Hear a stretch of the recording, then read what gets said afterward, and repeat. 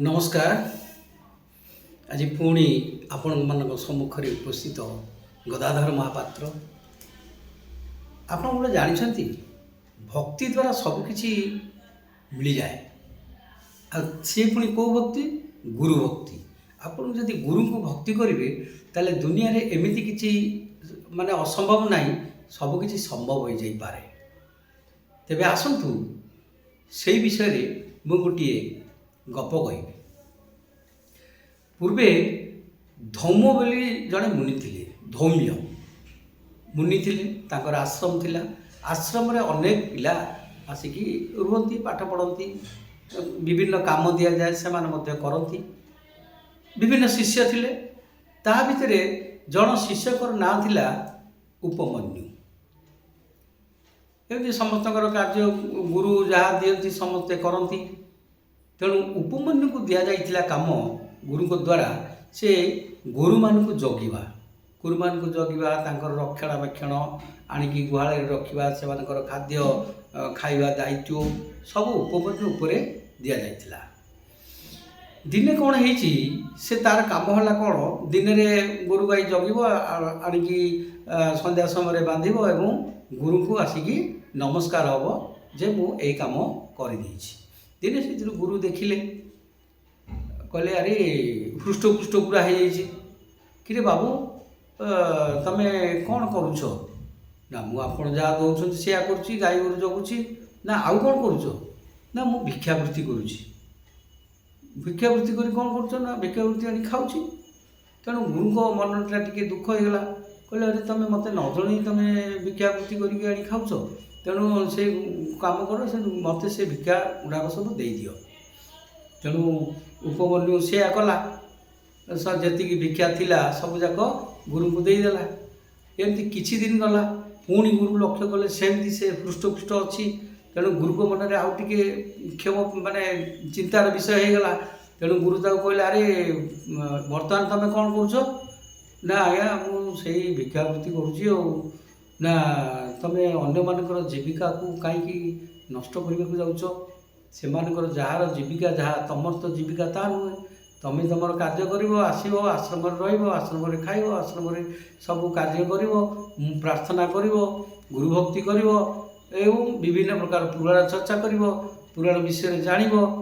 तेणु यही सब नक तुम ये धंदा कौन करुच? तेणु एमती बारंबार जहाँ कले उपमन्यु गुरु ताको बारण करती। एमती किछि दिन परे उपमन्यु मनटा टिके दुख होला। भारी दुख मनरे जंगल रे जाऊ था। जंगल रे जाऊ जाऊ जाऊ जाऊ ताको भारी भोक होला। तेणु अरख पत्र को से खाईदेला। खाईदेला पर तार आखि नष्ट हो गला, अंध हो गला। अंध हो भाव में अंडाली गली जाऊ जाऊ हठात गोटे कूओ भितर से पड़गला। एपटे गुरु किंतु कहीदे देखुं उपमन्यु नाही, संध्या है कुआड़े गला। अरे अंधार है बाबू कुआड़े जंगल रहीगला, कौन पाई रहीगला, रागी पलैला। एमती अन्य किसी शिष्य को धरिकी से खोजा बाहर जंगल मध्य। तेणु उपमन्यु उपमन्यु बोली खूब जोर चित्कार कर डाकू था।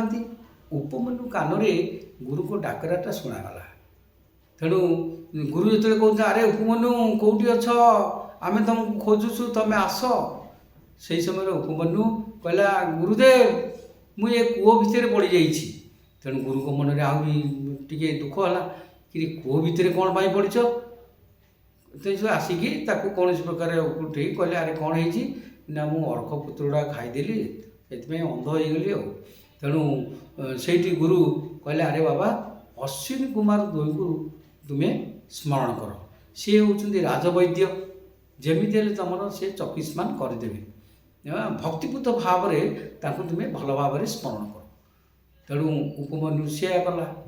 अश्विनी कुमार द्वय को हृदय सहित भक्ति करी प्रार्थना कला एवं तार प्रार्थना संतुष्ट हो अश्विनी कुमार द्वय ता सम्मुखें उपस्थित हेले एवं ताकू पिठा देले। पिठा देले खाइले तुम चकिस्मान हम। से समय से कहला आज्ञा मु तो गुरु को न जन कि करें, यहाँ मोर बहुत बड़ भूल हो। तेणु अश्विनी कुमार द्वय आहरी ता खुशी हो गले। ଏବଂ ତା ଭକ୍ତିରେ ଗୁରୁ ଭକ୍ତି ଦେଖିକିରି ତାକୁ କହିଲେ ନା ତମେ ତମ ଗୁରୁ ଭକ୍ତି ଦ୍ୱାରା ଆମେ ସନ୍ତୁଷ୍ଟ, ତମେ ପିଠା ଖାଅ, ତମର ଚକ୍ଷୁ ପାଇଯିବ।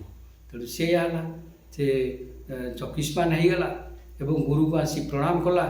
ତେଣୁ ସେଇଠି ଅଶ୍ୱିନୀ କୁମାର ଦେବ ଯେଉଁ କହିଥିଲେ ଯେ ତମେ ଭବିଷ୍ୟତରେ ଜଣେ ଭଲ ପଣ୍ଡିତଜ୍ଞ ହେବ, ଭଲ ଜ୍ଞାନ ହେବ। ତେଣୁକରି ଗୁରୁ ମଧ୍ୟ ସେୟା କହିଲେ, ଆରେ ବାବା ତମେ ଯେଉଁ ଗୁରୁ ଭକ୍ତି କରିଛ ସେ ଭକ୍ତି ଦ୍ୱାରା ତମେ ନିଶ୍ଚୟ ଆଗରୁ ଆଗକୁ ଯିବ। ତେଣୁ ସେଇ ଭକ୍ତି ତୁମେ ରଖ, ତା ସହିତ ନିଜର କର୍ତ୍ତବ୍ୟ କର, ନିଶ୍ଚୟ ନିଜେ ଭଲ ଛାତ୍ର ହୋଇକି ଆଗକୁ ବାହାରିବ। ଇଏ ହେଲା ଗୋଟେ ଷ୍ଟୋରି, ଅର୍ଥାତ୍ ଗୁରୁ ଭକ୍ତି ଆପଣ ଜାଣିଥିବେ। ମୁଁ ବାରମ୍ବାର କହିଛି ଦ୍ରୋଣଙ୍କର ପଟ୍ଟ ଶିଷ୍ୟ କାହିଁକି ଅର୍ଜୁନ ହେଲା, ବହୁତ ଶିଷ୍ୟ ଥିଲେ ଅର୍ଜୁନ କାହିଁକି ହେଲା, ତାହାର କାରଣ ହେଉଛି ଭକ୍ତି। ଆପଣଙ୍କର ଭକ୍ତି ଆଜିକାଲି ସମାଜରେ ଆପଣ ଦେଖିବେ ଭକ୍ତି କାହା ପାଖରେ ଆପଣ ପାଇବେନି। କାରଣ ଯଦି କିଛି ଆବଶ୍ୟକତା ଥିବ ଭକ୍ତି ଆସିବ, ଅର୍ଥାତ୍ କିଛି କାମ ଥିବ ଭକ୍ତି ଆସିବ। ଭକ୍ତି ମାନେ ସେ ଉପର ଠାଉଣିଆ। ତେଣୁ ଏମିତି ହେଲେ ଗୁରୁ ଭକ୍ତି ହୁଏନି। କାରଣ ଗୁରୁ ବ୍ରହ୍ମା ଗୁରୁ ବିଷ୍ଣୁ ଗୁରୁଦେବ ମହେଶ୍ୱର ଗୁରୁ ସାକ୍ଷାତ ପରମ ବ୍ରହ୍ମ ତସ୍ମୈ ଶ୍ରୀ ଗୁରବେ ନମଃ। ତେଣୁ ସେଇ ଗୁରୁଙ୍କୁ ଯିଏ ଭକ୍ତି କରିଛି ସେ ଇଏ ସଂସାର ମାୟାକୁ ସେ ଭୁଲି ନିଶ୍ଚୟ ଗୋଟେ ଭଲ ମଣିଷ ହେଇପାରିବ ବୋଲି ଆଶା ରହିଲି। ଜୟ ଜଗନ୍ନାଥ।